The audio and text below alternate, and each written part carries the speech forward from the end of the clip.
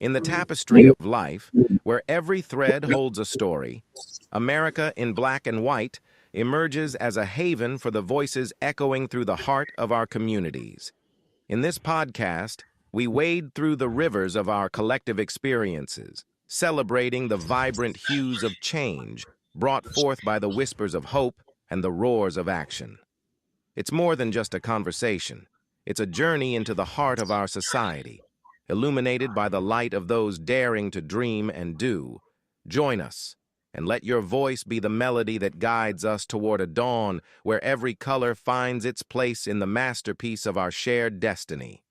Together, let's paint a future brimming with the positives that dwell in our minds and the actions that shape our world.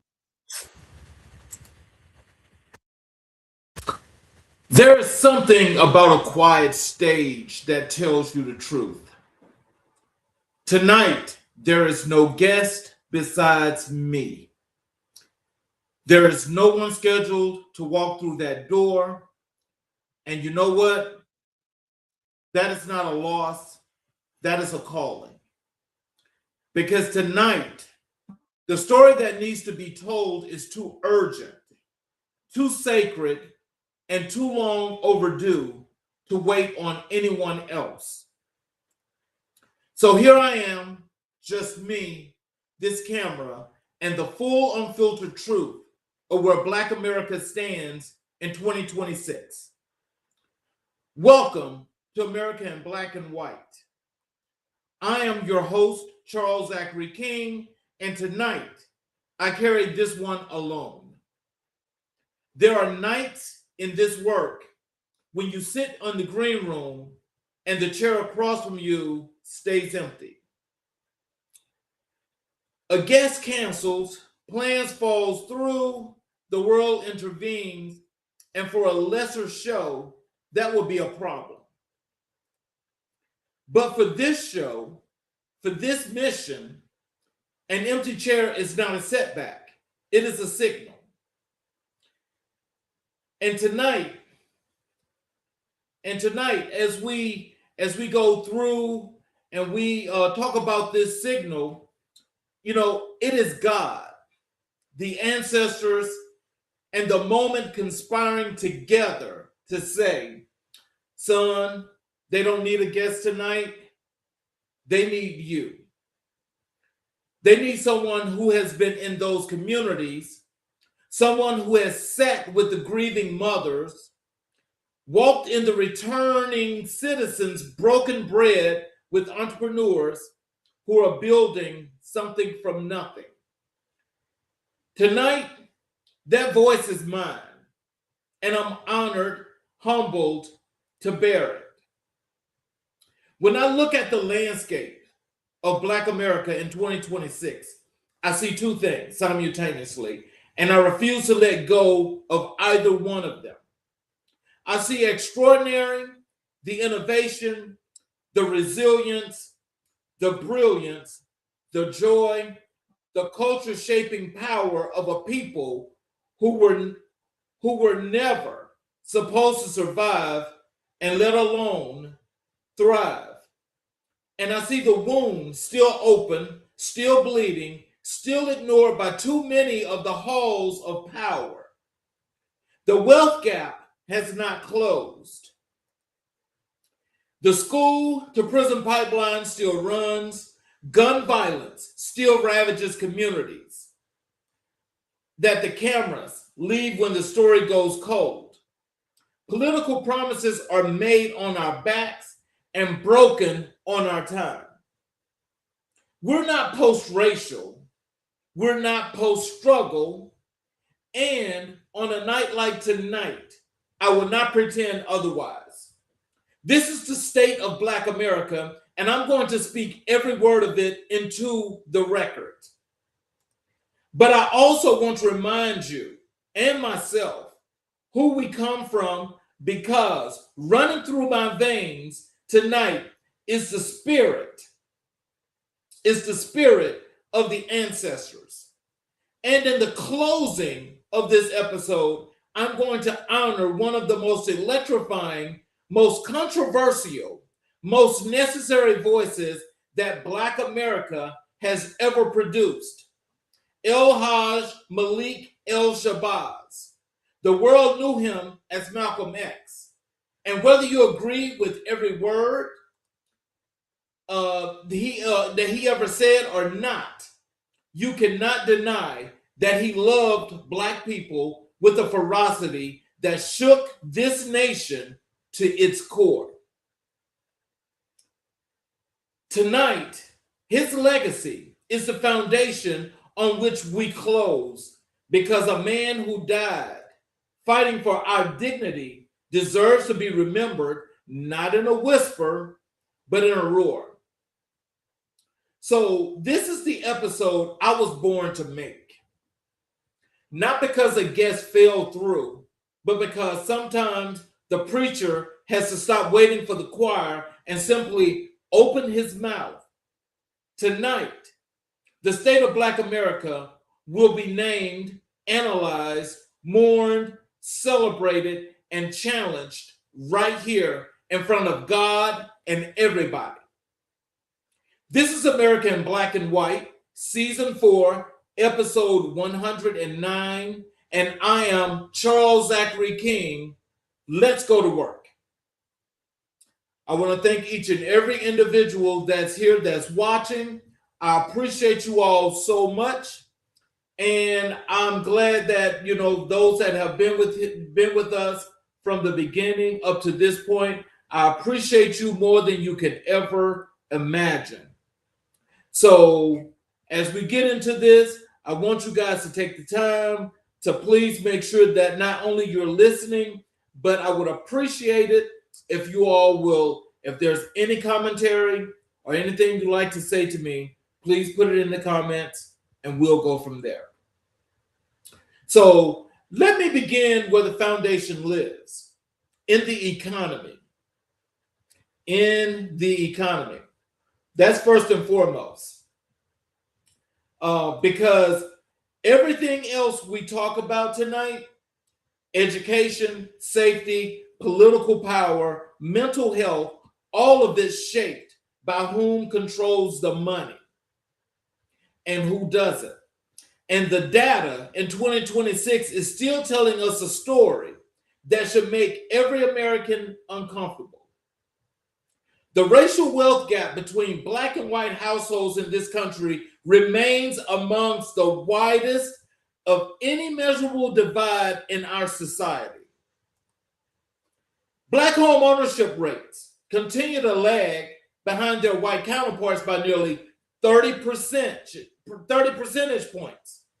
A chasm that was carved open by redlining, exploitive lending, and generational dispossession, and that has never been fully repaired.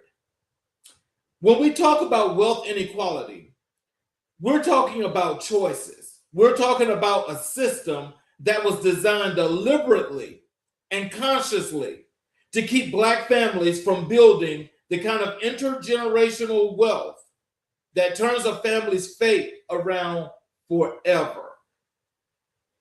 And yet, I need you to hold both of these truths at the same time. Black entrepreneurship in America is growing at a rate that defies the odds stacked against it. Black-owned businesses are increasing year over year. Black consumers represent over $1.6 trillion in annual spending power. Black innovators are building technology companies, healthcare platforms, real estate portfolios, and global brands from communities that were told they had nothing to offer. The hunger is there. The talent is there. The brilliance has always been there. What is still missing, stubbornly, shamefully missing, is equitable access to capital. Bank loan denial rates for Black business owners remain disproportionately high. Venture capital flowing to Black founders remains a fraction of a fraction. We're building empires with one hand tied behind our backs. Now imagine what we do when both hands are free. Wealth gap. We're going to talk about this wealth gap first, because when we talk about economics, we need to talk about what's happening in the Black household. And what's happening is that wages have staggered primarily here in America, especially for Black families and Black employees, at a rate that's unbelievable. As the wage gap has stayed staggered, the wealth gap between Black and white has gone this high and is still rising. So as it's rising because what's happening is that those that don't look or that are not Black are getting raises, they're getting benefits, they're getting opportunities to continuously increase the wealth and the values in their households where Blacks are not. Now, we know that now is a time to where we have to always, and we should have always been thinking about entrepreneurship. Because entrepreneurship is where everything is, and it's what is being done. So when we think about this wealth gap, I want you to think about this. You're a Black mother and a Black father. And let's just put it on this on a basic level. And let's say, you've got a working mother and father. They don't have a professional job, but they're making, let's just say, there's one that's making a gross salary of $50,000 a year. The other is making $40,000 a year. Annually, that gross income it comes to $90,000. With that $90,000 and having 3 children, you can't possibly support that household fully because something has to go missing.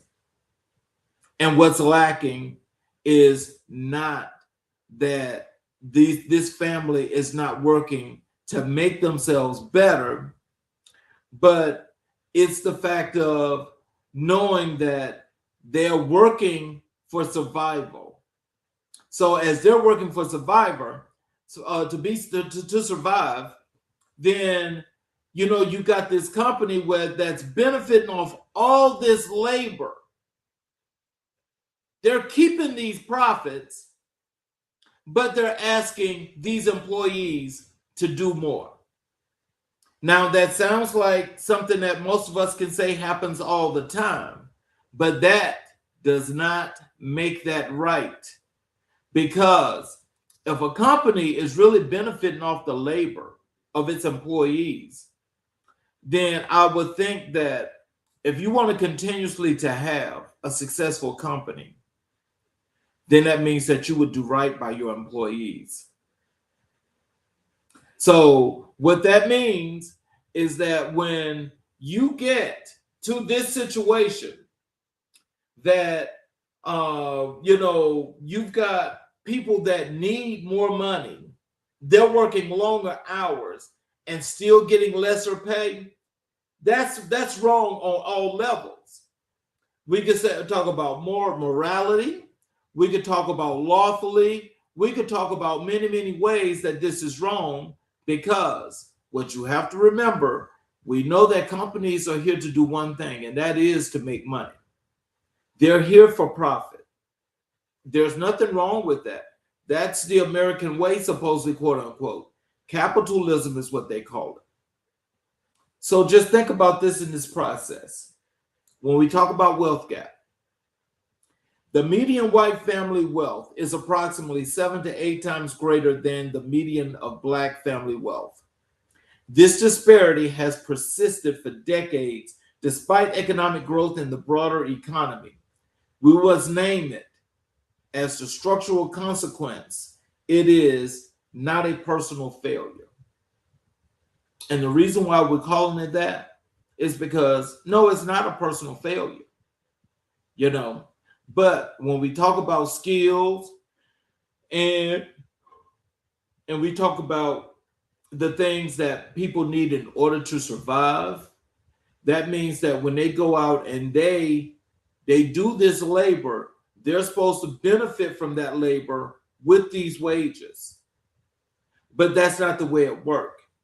You see, the gap between wages and labor are just like the wealth gap itself, because this is you putting in that labor.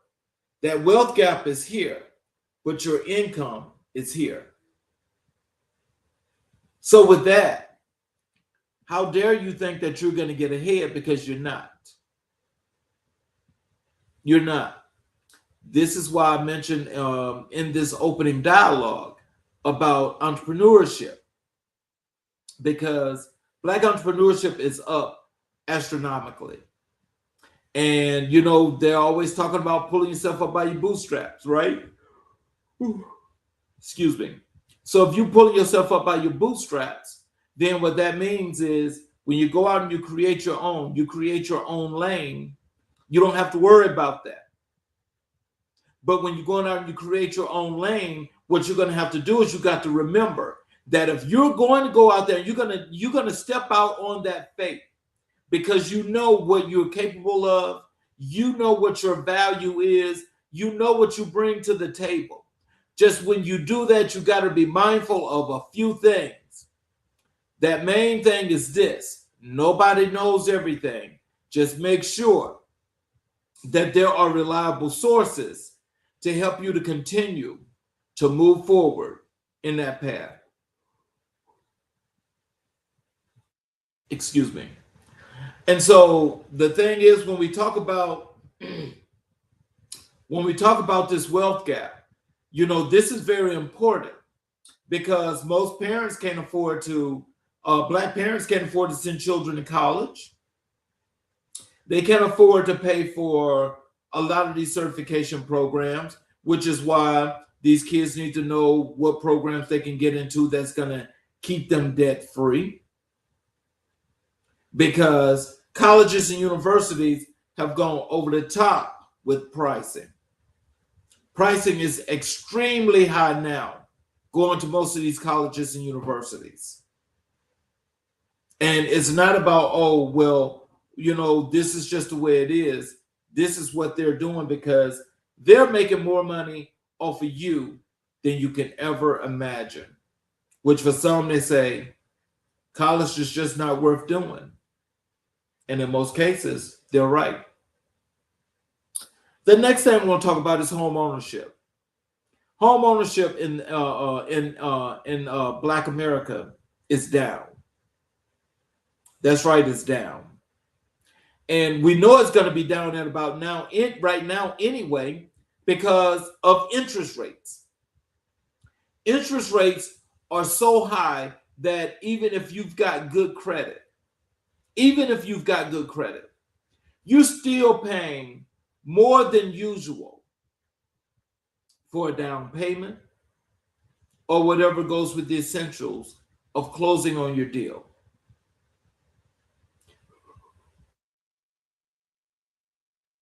Home ownership in the Black communities, they hover around 44 to 46% compared to approximately 73 to 74% for white households. Home ownership is America's primary wealth building engine. When Black families are locked out of that engine, the wealth gap becomes self-perpetuating across generations. That means that if your parents can start it out to create assets in a real estate portfolio, then that means that 9 times out of 10, you, the person, the child, or the person that's going to receive that benefit as your parents phase out, there's nothing there. There's nothing there.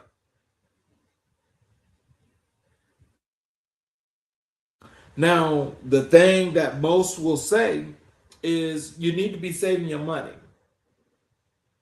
Let me tell you about that, because putting your money in banks, especially the banks that they want to hold your money, that are not giving you a loan, I wouldn't suggest putting money in a bank that's not going to give you a loan. Because if they're not going to give you a loan, why should you let them hold your money? Why should you let them hold your money? You should not. You should not. Because we're talking about stimulating the economy, creating growth in the economy. But you have situations like this that takes away from it.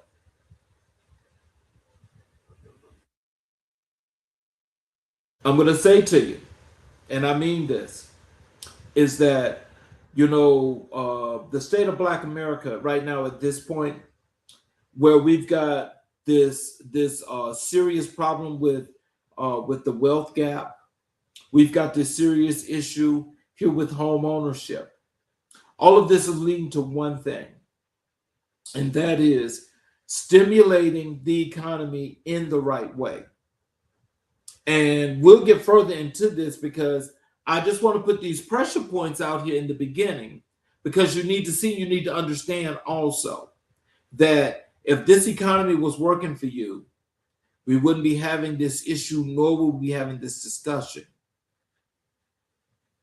We would not be having it. But it's very important that we have this, because our communities do matter. Our communities do matter, and we have to make it work.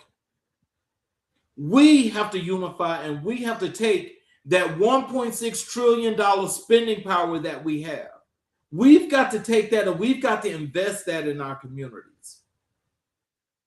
That would help to create this gap, fill this gap when it comes to home ownership, and giving people the opportunity and giving them the chance to learn not just about financial literacy, but how to create these portfolios with real estate assets that are going to be on the continuing growth trajectory. Because that's what we need to be doing. That is what we need to be doing. We need to unify over these kind of situations, because we have to make it better. Nobody else is coming to do it. We have to make it better. We've got to get away from folk trying to create distractions that they're throwing not just within our communities, but with different individuals that are causing serious uproars that are holding us back. They're holding us back. So I want to talk next about the real engine, the thing that's really putting the fuel into the fire, and that is Black entrepreneurship. Black entrepreneurship is like at a rate that you would just not believe. Black-owned businesses have shown resilience and growth, but access to SBA loans, venture capital, and angel investment remains disproportionately inequitable. Black founders receive less than 2% of venture capital funding annually, a number that should shock every person in this country. So now you got venture capitalists out here that are investing money into all these new businesses, but they are not doing it with Black businesses or Black owners, Black entrepreneurs. Ask yourself this question: why is that? Do you think it's got anything to do with the political climate today?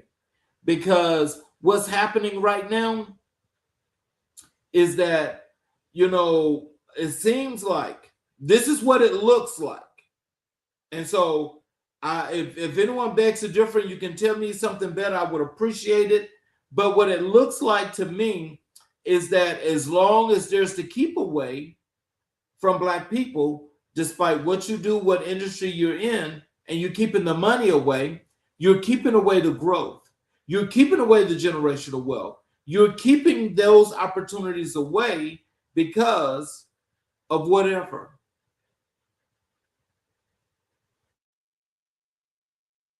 So I'm just asking, what is the problem here?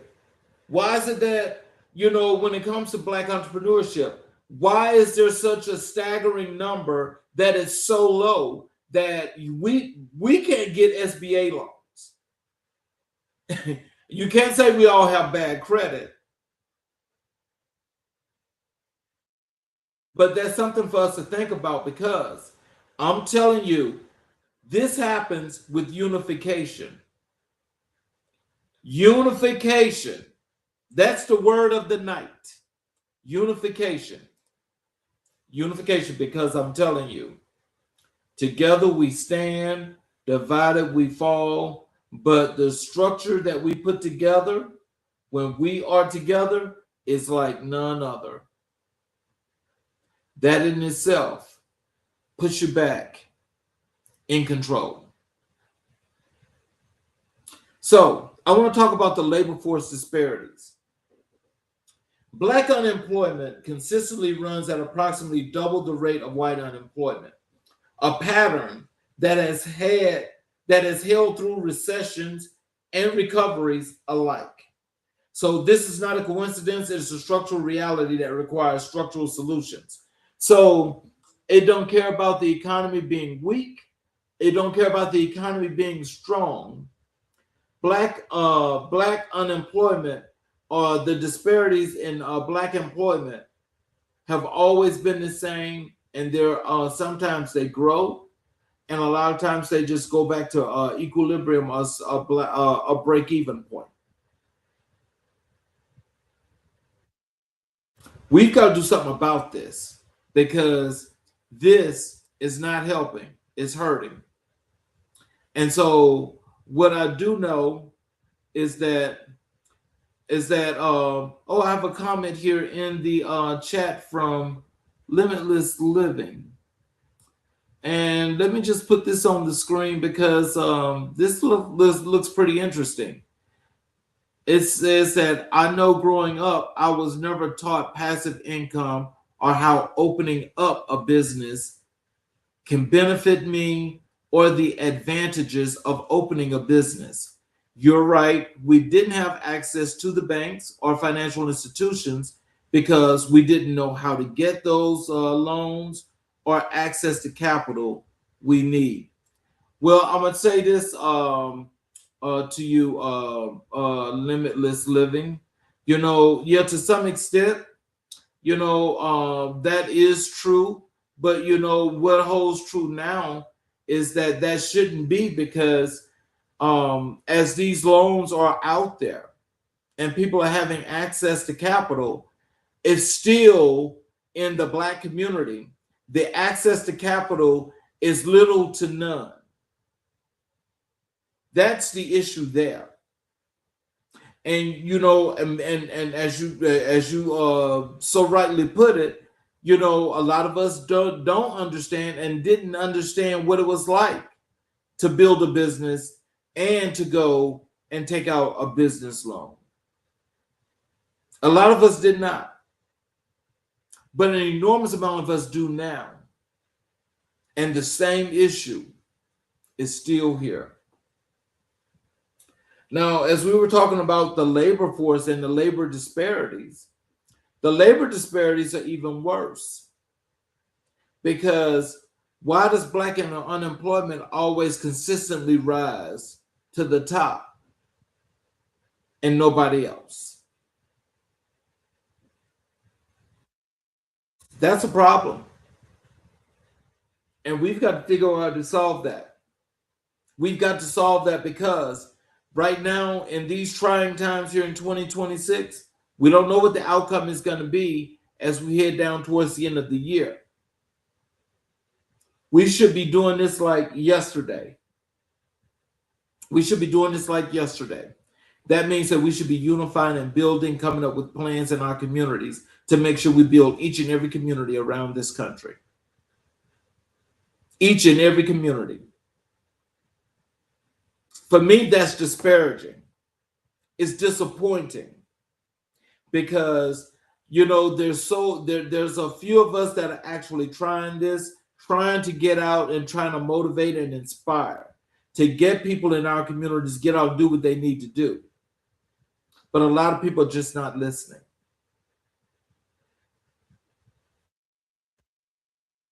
That's the issue with that. And I just really wish that we could do a whole lot better with this because we need to. Not because we have to. It's because we need to. And people are not looking at that need for what it is.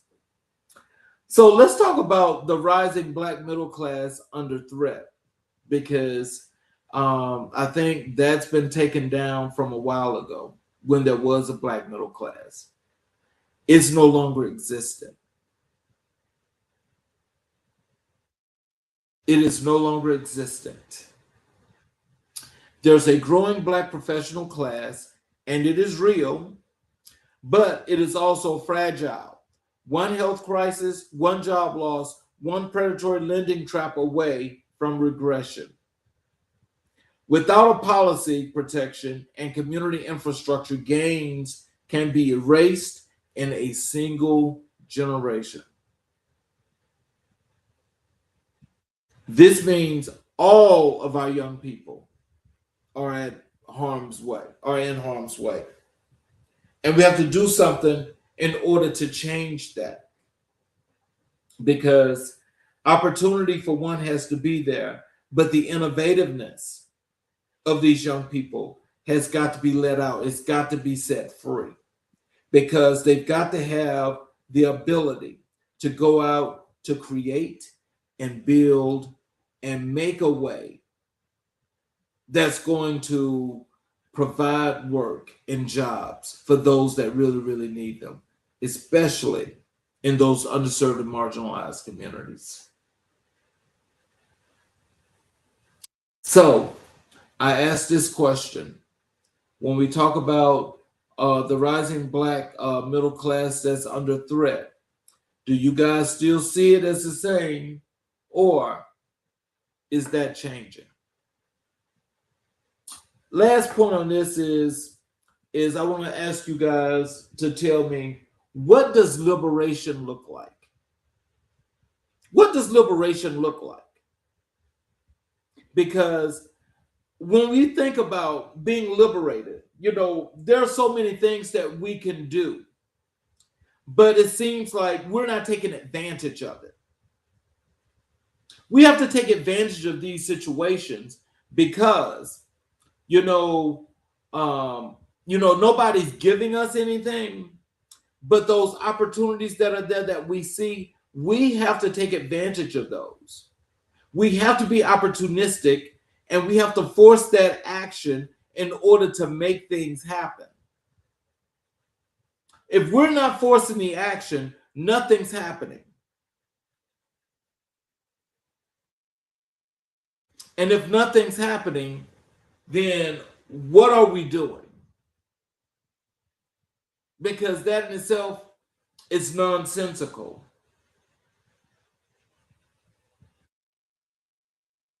So when we talk about what liberation really looks like, economic liberation for Black America looks like community ownership, not just individual success. It looks like Black banks, Black investment funds, cooperative economics, and circulating dollars within Black communities before sending them out.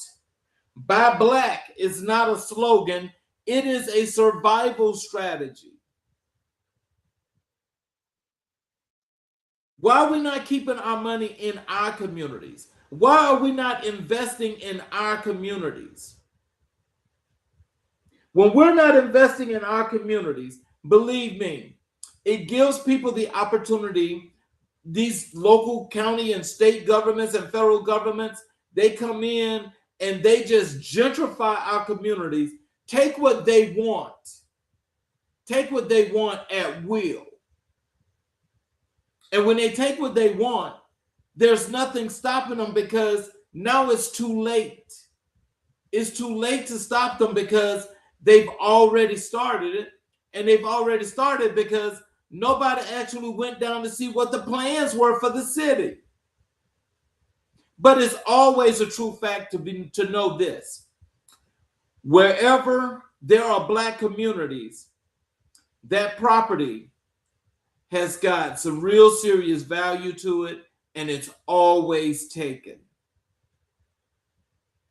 And to let you know, and to give you some indication of this, I want you to, for those of you that are major sports fans, have you guys not noticed that all of these humongous football stadiums that they're putting up, they're putting them in Black communities, land that they've taken? It doesn't matter if it's a football stadium, a basketball arena, a hockey arena, a baseball field. They're doing baseball stadiums. They're doing all of this in the Black communities. And they're taking the land and nobody's doing anything about it. Now you have to think about one thing. These folk that we sit to these to either these state houses or the U.S. House and Senate to represent us, are they really representing us? This is where you got to think about your vote, because your vote means a whole lot.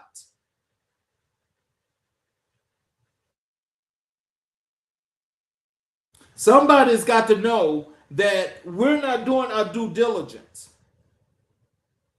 And who cares about some athlete that's got millions of dollars, or they signed these millions of dollar contracts? They have those contracts. Those contracts are for them. They're not coming back to invest in a community. They're not investing in a community. But you're taking your money and you're supporting what they're doing. Make that make sense to me, because that sounds really nonsensical. And what's the nonsensical part about that is that they know this, but they also know they've got so much good marketing that's putting them out that they know that exploiting you and taking your dollars is what it's all about. And you're giving them that money. You got to be smart. And I'm going to tell you this. As we understand from an economical perspective, that everything that's about being Black in America is trending against us when it comes to economics. And it's trending against us because there are too many folk, or there are too many of us that are thinking about an individual situation instead of a community situation. Nobody's thinking about building. Because if you thought about building, you would not let these damn people come into your community where you see folk running around now pushing strollers and running through your community, and you're looking like, well, where the hell did they come from? That's the beginning of the end, because that means that the gentrification is already in full throttle mode, which means that eventually in a 5-year period, you're going to be kicked out of your own community, because property taxes are going to go up, where you got all these fraudulent state governments that are doing anything and everything that's necessary to remove Black people from their communities. But then you also have people from Black communities that supposed to, quote unquote, say they've made it, that are talking against the Black community itself. Why are y'all afraid to call that out? Call it out, because it's serious and it's real. And we're in 2026, and you see what is actually happening right now this year, where most of you thinking about your vote not counting But you should be asking yourself, why are they trying to prevent you from voting? It's because there's power in voting. So I want to talk about education and the next generation because that's important. Frederick Douglass told us, once you learn to read, they can never enslave you again. And every force that has historically worked to suppress Black Americans has understood that truth better than some of us today. Again, and every force that has historically worked to suppress Black Americans has understood that truth about reading better than some of us today. Put it in a book. You're not going to read it. The battle over education, over what Black children learn, who teaches them, how they are treated when they walk into a classroom, is one of the most consequential battles of our time. In 2026, we're watching concerted, coordinated efforts to strip Black history from American curricula, to erase the legacy of slavery, of Reconstruction, of the Civil Rights Movement from the textbooks of the next generation. And I want to be very clear about what that is. It is not a curricular disagreement. It is an attempt to rob Black children of the knowledge of their own power. Because a child who does not know where they come from cannot know how far they can go. At the same time, our historically Black colleges and universities, our HBCUs, remain among the most transformative institutions in the history of American higher education. They produce a disproportionate share of Black doctors, lawyers, engineers, teachers, and business leaders. They're not just schools, they are sanctuaries of Black intellectual life, Black identity, and Black possibility. And they deserve every resource, every dollar of federal investment, and every ounce of public support this nation can give them. The fight for equitable education, from the kindergarten classroom to the HBCU campus, is a fight for the soul of the next generation. And on this show, we will always fight it. Because that's true. That is true. You see, it's like it's okay to sink all the dollars into PWIs. But when it comes to HBCUs, there's always a shortage when it comes to funding. Now, word of note, and this is a great note, I just read an article yesterday. HBCU enrollment in all of the HBCUs is up. It is up.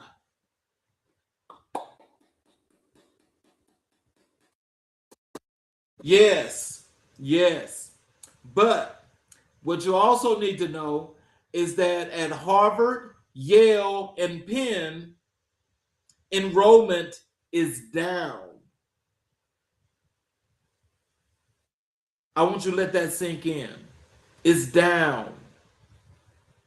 And the reason why it's down, and I'm quite sure they're still going to find a way to lure some of our children from these HBCUs with some kind of money, because it's always about the money.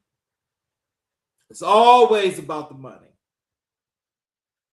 We did a docu-series on changing trends and times when, that story that, the campaign of the NAACP about boycotting the SEC, the Big Ten, and these other major college football conferences. Our kids should be going to HBCUs. That's where they should be going. That's their rightful place. Because when people come and watch college football, they come to watch those young black boys that come from these underserved and marginalized communities. That's who they come to watch. But those very same programs, when we talk about the SEC, the Big Ten, the ACC, the Big 12, they have not one time went to their state legislators to say anything about voting rights. They give less than a damn about the voting rights, because as long as they're building these 100,000 seat stadiums, they're building 100,000 seat stadiums. NIL deals are what they are, but the NIL deals are so good at the SEC and the Big Ten that they're proposing to pull away from the rest of college football and do their own thing. And that's what taking these young boys from these underserved and marginalized communities and say, hey, come play college football here. We got some money for you. You get some money, but you can't vote. Does that sound right? I mean, that's illogical. And that's about as nonsensical as it gets. How in the hell are you going to go because you say you want to get this money? So they're going to give you $3 million. That's your NIL deal. They give you $3 million. But you can't vote. Think about that. You can go and play college football and you can go to HBCU and you'll definitely go to the NFL. You'll definitely go to the NFL. Because as you go, they go. You don't need to go to a PWI. That's a lie about you need to go to Alabama. You need to go to Ole Miss. You need to go to Texas. You need to go to Auburn. You need to go to Arkansas. You need to go to Tennessee, Kentucky, Florida, Georgia. No, you don't need that. Go to the HBCU. Them same dollars going to follow you there. Them same dollars are going to follow you there. Don't go to those schools, because if they're not going to stand up for you, why are you letting them benefit off you? It does not make sense. And so many people are putting so much emphasis on money. Everything now is about money. If it's about money in that case, then I would say you hold the power. So if you hold the power, why are you not using it? Because they're not getting those dollars if you're not there. Go to an HBCU. Their enrollments are up, thank God, and I was glad to read that article. As a matter of fact, there's going to be more of a posting on that, because that's a really good thing to hear. And so when it's by the numbers, that's what makes it even better. So as we get into this educational part of this, we're going to first talk about the K-12 disparities. Schools in majority black zip codes are chronically underfunded compared to predominantly white districts. The disparity is per pupil spending. Is not a mystery. It is a choice. Property tax-based school funding is a structural inequity that must be reformed at the state and federal levels. So I want you to understand that. So if you're living in a predominantly white area, white zip code, and you're living in a predominantly black zip code, all of your tax dollars, the majority of your tax dollars, are being shifted from where you are to there. Plain and simple. Your tax dollars are being shifted from where you are to here. You need to raise a stink about that at your city council meetings. Go to the city council meetings and demand them that they show you the reports as to why it is that when they talk about property tax-based school systems, why your tax dollars cannot stay in your area to fund that school where you are. Hold their feet to the fire. because it is just unbelievable here in the 21st century that the books that what they call go into failing schools, the ones that they intentionally made a failing school. And they make you talk about that failing school instead of doing what's necessary to fix it. And so how they do that? They make those schools even worse because they create the charter schools. And the charter schools are taking all of the funding from that school, from the school that's in your area. And remember, when they make the charter school is still not in your zip code. The charter school is still way over here. But in order for your kid to get into that school, you got to be able to pass the test. You got to be able to pass the test. For your tax dollars. Instead of fixing your situation right where you are.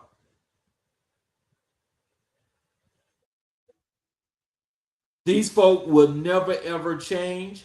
Stop saying that it's going to get better and that you have friends here and there, because your friends here and there are not doing it for you. You guys need to unite. Unite. We all have to unite. We have to build our community coalitions, and we need to connect them throughout this whole entire country. And we need to be on one accord with one plan that's going to work for everyone. And everyone must follow that plan. Everyone.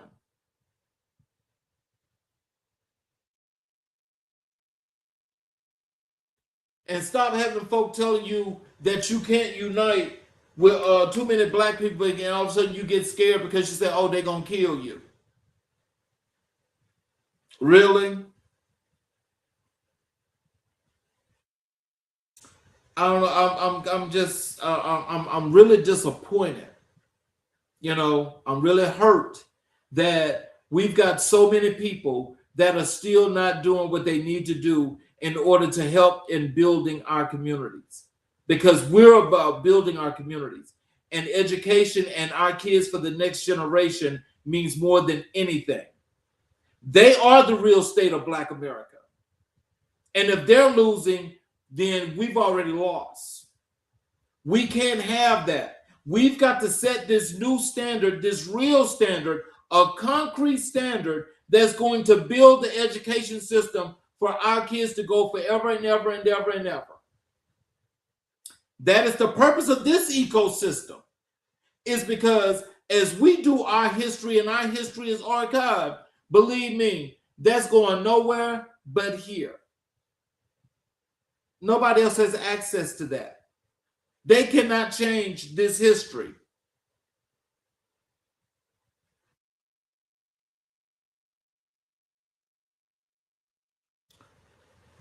So,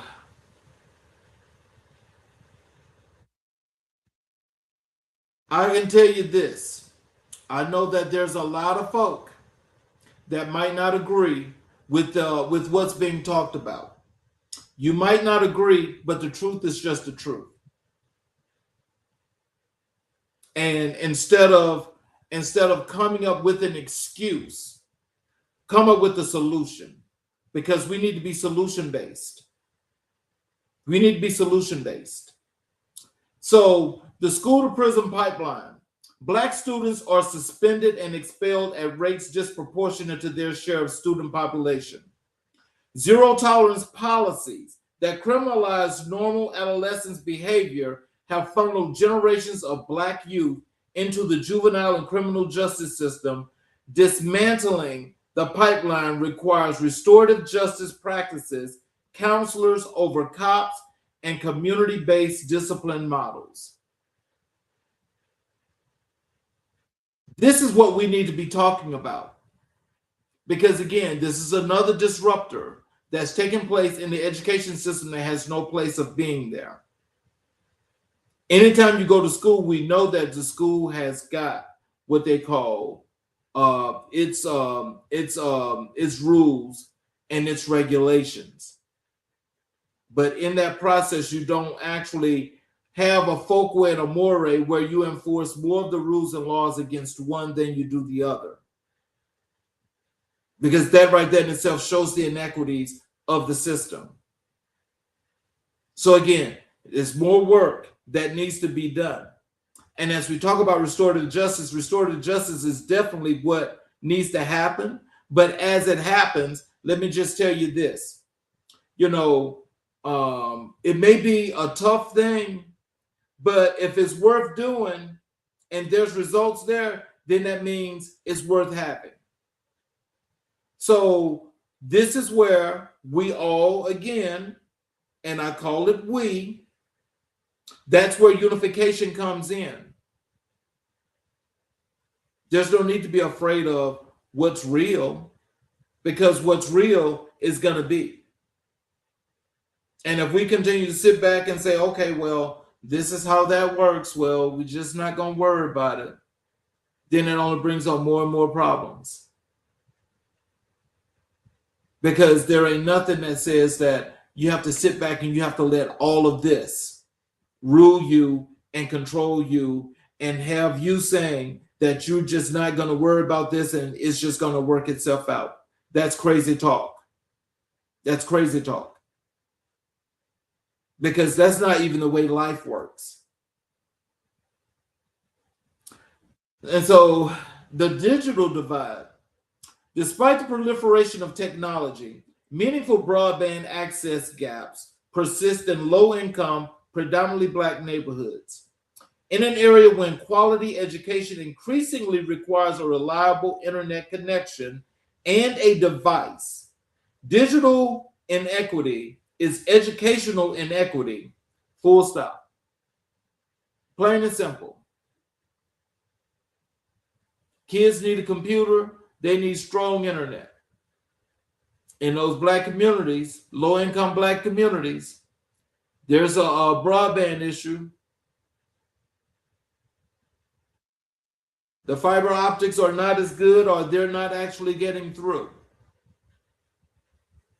The kids don't even have a device most of the time.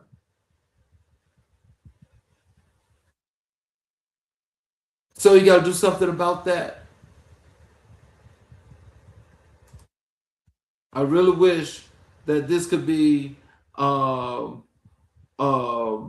this was something that could actually take place that would do something real. What I do think is that when we have folk that refuse to understand what the truth is and don't want to hear the truth, that means that there's shame within you. And that shame within you is something that you can change. We can all change that. That's the purpose of having neighbors, having family and friends. It's all about reliability. And basically, what it says is that there's not a lot of reliability. And that in itself is a very sad thing, but it's true. But it's true.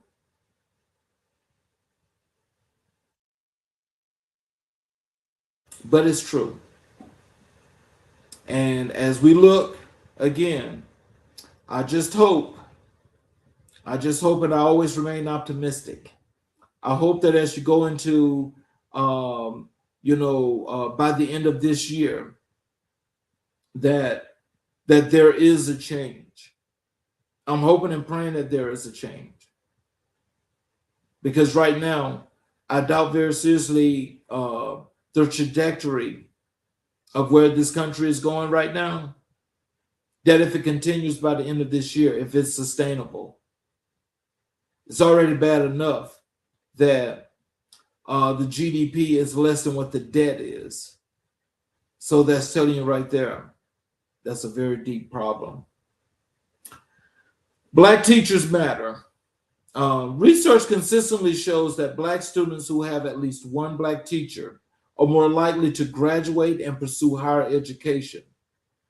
Recruiting, retaining, and valuing Black educators is not just a diversity initiative. It is a proven evidence-based intervention. We must fight for it as though lives depend on it, because they do. And that's factual. They do. So we've got to do our part for that. And how we do that part? Again, we work together. We're going to have to work together. We're going to have to work together because there's been several Black educators that I've run across that's actually been here on this show that always come with proven results, results driven, and having the real work done. Kudos to those teachers, because I really believe that as they go, our students go. As they go, our students go. The attack on Black history. The coordinated legislative effort to ban the teaching of critical race theory, the 1619 Project, and comprehensive African American history is an assault on truth. You cannot understand America without understanding the full story of Black America. The horror, the resistance, the triumph, and the ongoing struggle. Sanitized history produces citizens unprepared to build a just society.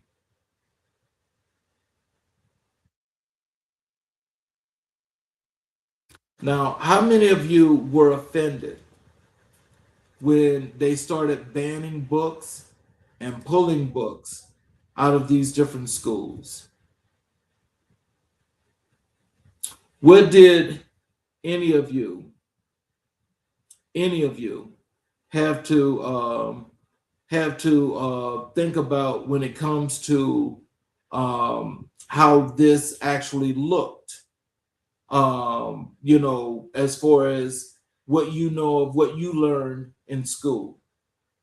How many of you thought and was looking and researching, trying to find out what is it that you can do in hopes that this didn't happen either in your state or in your school? Because when you see something like this and you're trying to keep me from learning my history, and you want to continuously tell me that the evolutionary theory was the real thing, and that Christopher Columbus discovered America, and there was nobody here, and he just came, and he just got whatever it was that he wanted to do. And so that in itself says to me that, when people are actually saying these things, and when they know that they're not right, and they know that that's not true, and they can't do this, why would they want to have the authority to take away Black history? Why? Why? Because you see, they're doing that because it's plain and clear that Black history is not only American history, it's world history.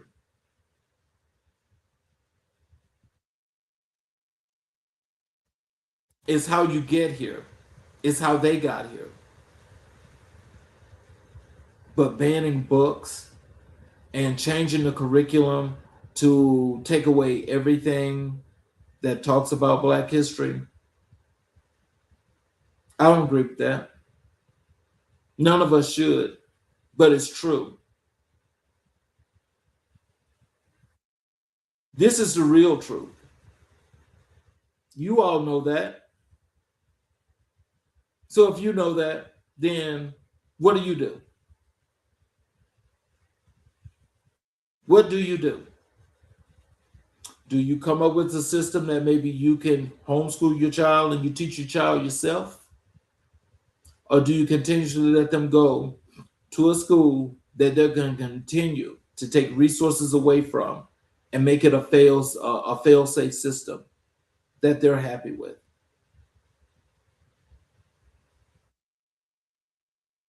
Which is it? Because it all deserves to be talked about. It all deserves to be talked about. Because slavery was real. And that happened here in America. And the benefactors of that slavery for generational wealth that's taken place ever since slavery was there up until Reconstruction, they're still benefiting from that slave labor and from slavery. Same folk still benefiting. Yeah, you might not have done it, but you're benefiting from it, right? So as you benefit from it, what does that mean for you? What does that mean for you?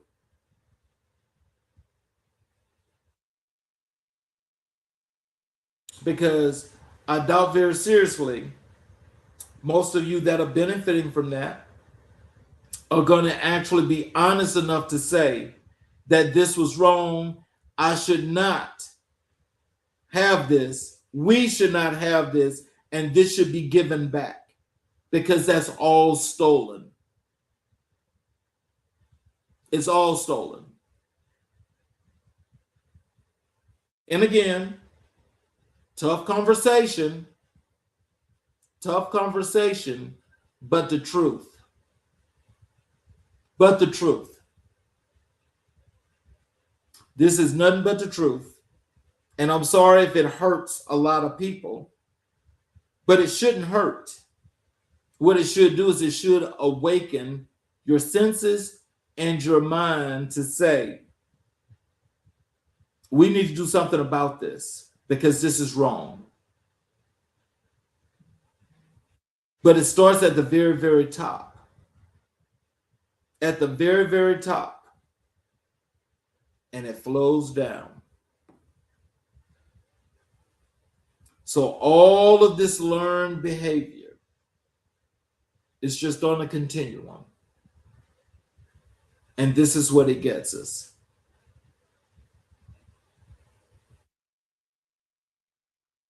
This is what it gets us. So what the next generation needs most, they need mentors who look like them and believe in them. They need schools that are fully resourced, trauma-informed, and culturally affirming.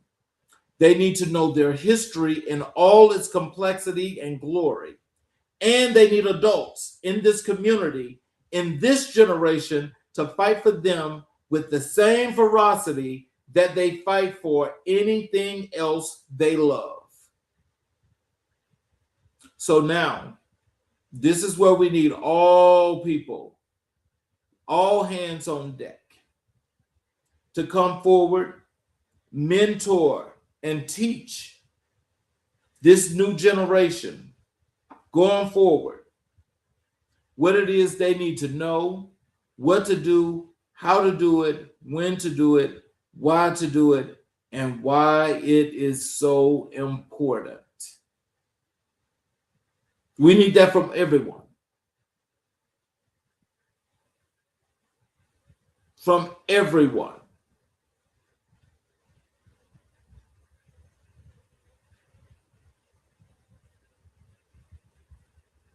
So, let's say we work on that and we make that happen.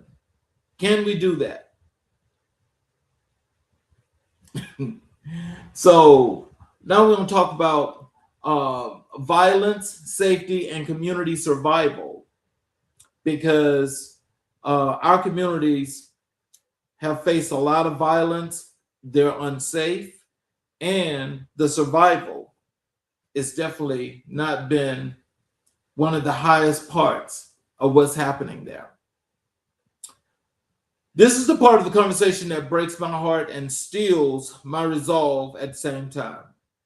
Because when we talk about violence in Black communities, we're not talking about statistics. We're talking about sons and daughters who did not come home. We're talking about mothers who have buried children they dreamed about since before they were born. We're talking about neighborhoods. We're talking about the sound of gunfire has become so ordinary that children no longer flinch. And that normalization itself is a form of trauma that will echo for generations. Community violence is a public health crisis, not a cultural one, not a moral one, a public health crisis rooted in concentrated poverty, disinvestment trauma, and the absence of the kinds of opportunity and support systems that make violence less likely to take root. This is the other truth, the one I want to lift. I want to lift up tonight with just as much force. The community is not waiting. All across Black America, there are men and women doing the hardest work imaginable, walking into the most dangerous corners, putting themselves between gunmen and bystanders, sitting with grieving families, mentoring the young men who the system has already written off, violence interrupters, credible messengers, community healers. These are the heroes of our time, not the ones on the news after something goes wrong. The ones show up every single day to prevent it. Tonight on this platform, those people deserve to be seen, celebrated, and funded because they are holding the line in ways that no government program could fully replicate. And that's because if it's all necessary, is to create violence and stir up violence in Black communities has always been that. And so creating that violence and making it be the same thing over and over again makes it cyclical, but it also puts it to the point that this is never ending. It's never ending because we're not there doing our full due diligence. No matter what community we live in, all communities have to be safe. We have to make our community safe.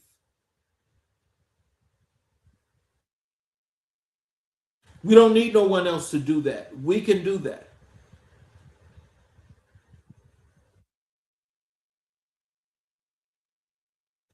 So, in saying that, community violence is a public health crisis.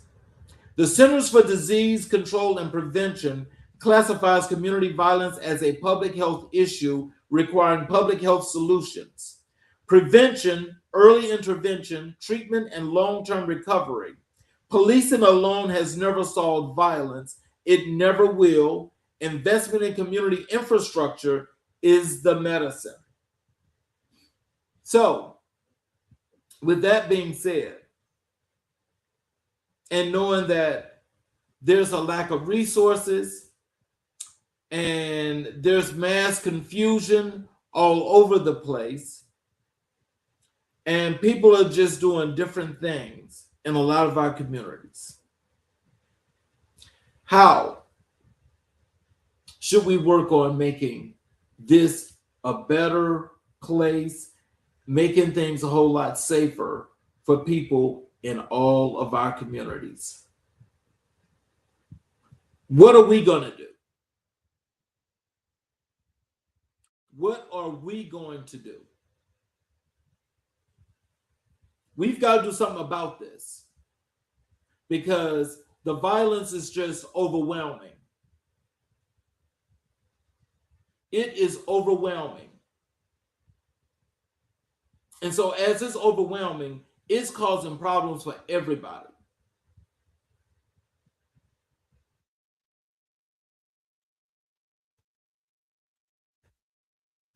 We've got to do a whole lot better because we're not doing what we're supposed to be doing. We're not giving our people an opportunity to survive and to live happy, thriving lives like they all deserve. Nobody deserves to lose a life. Nobody deserves to be tormented. Nobody deserves to be tortured. We've got to change this. And this is all part of a system that's so rotted out until it's just not funny. It's rotted completely out. And the things that are transpiring today are things that transpired back in the 1950s and 60s. This and these are the things that make this even worse. I know there's not many of us that are for things like this, but we have to do something about this. Because, I think that just as it comes down to this, I think everybody knows that the systemic issue that's here is here, but it's not that because it's here that it should continue to do what it's doing. These are some things that we have to let this be known at any time. It matters not where, when, or how, but this all needs to be revealed. And we have to let people know how we feel because we don't like that.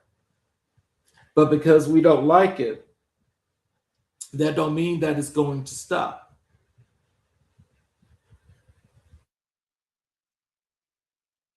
But we have to do what we need to do.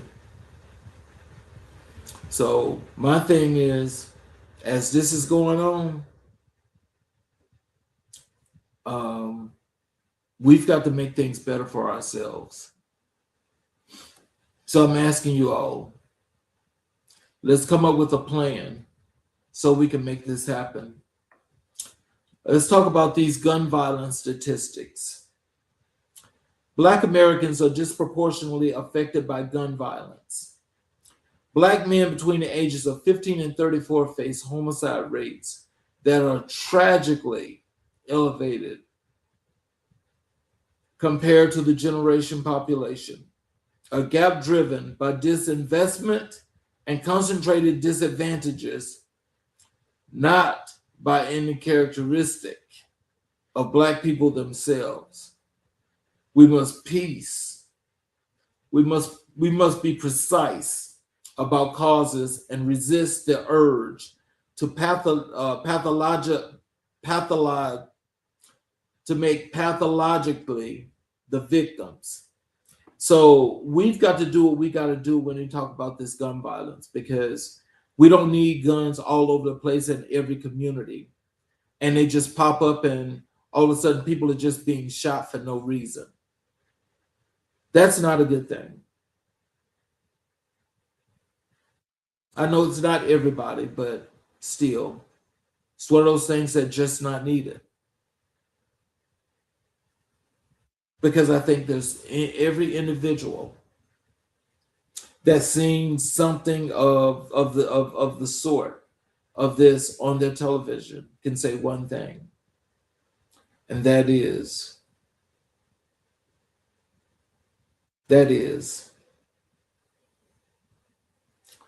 this was a great person, and it's too sad and too bad that they lost their lives. So, as we get to the trauma part, trauma, poverty, and violence. The intersection is not accidental, it is casual. Persistent poverty produces chronic stress. Chronic stress produces community-level trauma. Unaddressed trauma, in the absence of healing resources, increases the likelihood of violence.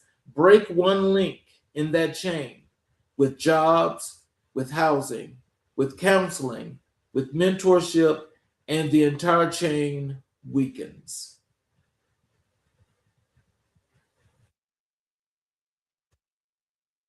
That is something that would definitely disrupt that.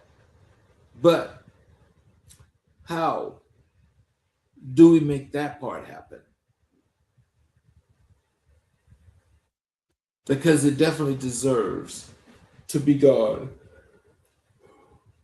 This is really sad to even talk about this, because when you think about the Black community, there's so much trauma in an already impoverished area, and then you got violence on top of that. That's doing the same thing on top of each other over and over and over and over again. And this is why so many kids have PTSD. This is why so many younger adolescents have PTSD. It's because you never know what's going to happen. You just never know.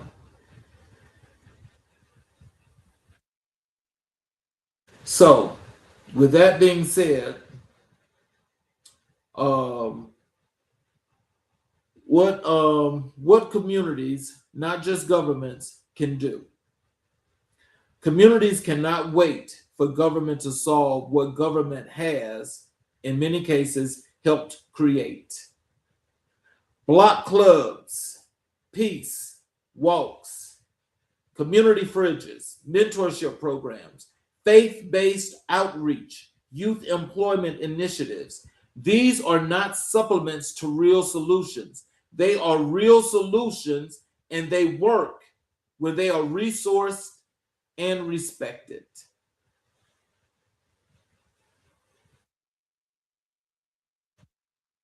That's right there for me. That's more internal than anything. That's more internal than anything. We can fix this. We can fix this.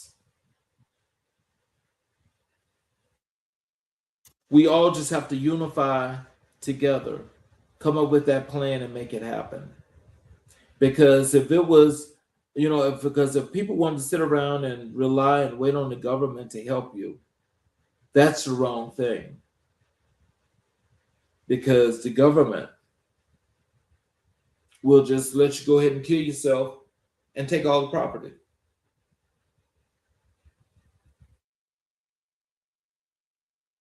So what do?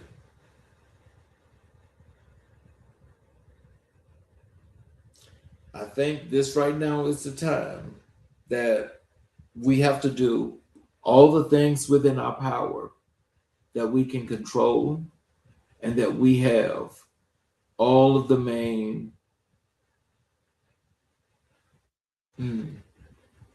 we got all of the necessary things in play to make this a right. Because this in itself said so many things that it basically is like, it's all of this, but you're trying to make it this, and you can't, because it's out of control. And with it being out of control like this, it's not going to be one of those things that we'll be able to reel in. But I think optimism means everything. Optimism means everything. When you can wake up and you can go and do your day-to-day basis and do all those things that you need to do, your life is a whole lot better. It's the times that you are not able to do that. So we have to be able to work through these situations where, we have to come up with community leaders that are able to make things do what they have to do. So let me this last thing here about this role of mentorship and intervention, because I think it's very important for all of our communities, because we have to establish mentorships, and do interventions to make sure that we keep people on an even keel, to keep people feeling secure, and making people want to do the things that they feel like they need to do. Evidence-based violence intervention programs, hospital-based violence intervention, group violence intervention, outreach and community mediation have documented track records of reducing shootings. These programs need sustained funding, not one-time grants that expire before their impact can compound. So, when you talk about mentorship programs, there's a lot of us, that includes myself. We need to be mentoring our young youth, our next generational youth. We need to be mentoring and having them set and ready to go to do the things that we know they can do. We've got to be able to inspire these young people and motivate these people to do all the good things that we know they can do.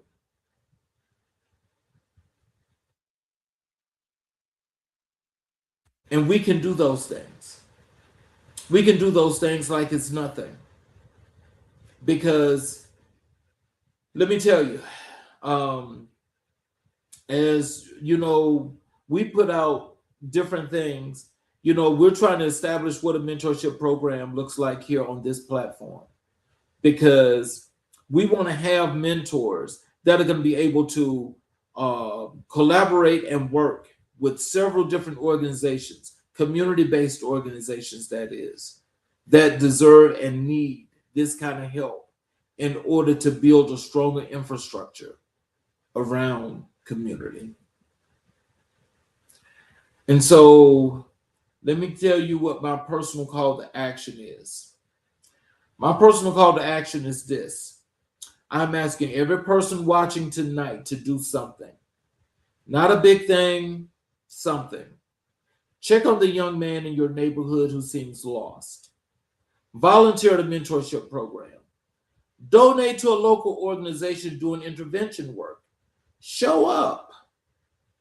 Because the alternative, doing nothing while our communities bleed, is not an option. I'm not willing to accept that. I'm not. And I do not believe you are either. So let's do these collaborations. Let's work with these organizations that actually are going to be putting out some things and they want to do some things. You know, you guys can reach out and, you know, we could work on some things together as well. But we've got to come up with a plan that's going to do what's necessary to save our communities. We have to unify, because I want you to, if you think about those last few things, those last few points that I went through, those have to be heartbreaking when you just think about this, because it's the same thing that's being perpetuated, and it's being perpetuated because it's being considered as normalized status quo behavior. I don't agree with that. We've come too far, and we're doing too many good things to continuously let the culture of what we bring to this world go down. We're creating too much in innovation and entrepreneurship to let everything go by the side and do nothing. Because things in our communities, if they're not changing, something's wrong. But the question I'm asking again, what are we going to do about it?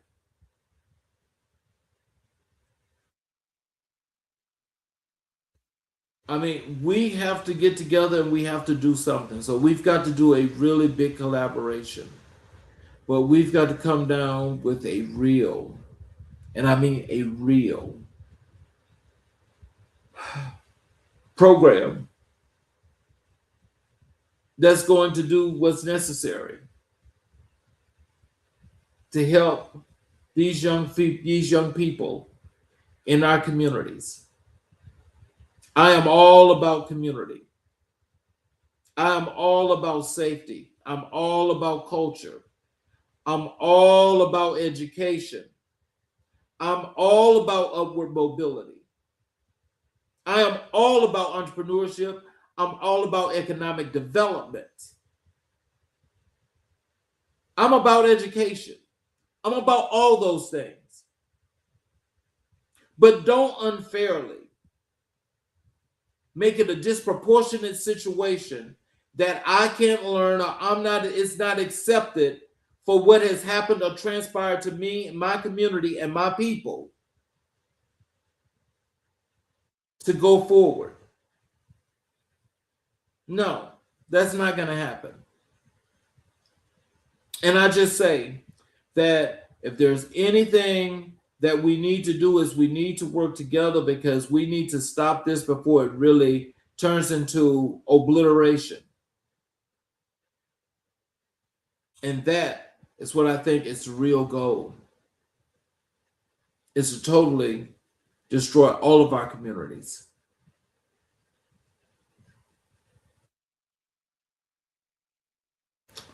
I'll tell you this. There's a whole lot more to cover, but I think I've said enough to light a fire, and I want to see it burn, because we can do what we need to do together. I'm here, I'm willing and able to work with anybody. So, till then, I'm going to say, I want you all to have a really, really great evening. Have a really great evening. And I will see you all tomorrow night for another great episode of America in Black and White. And I'm your host, Charles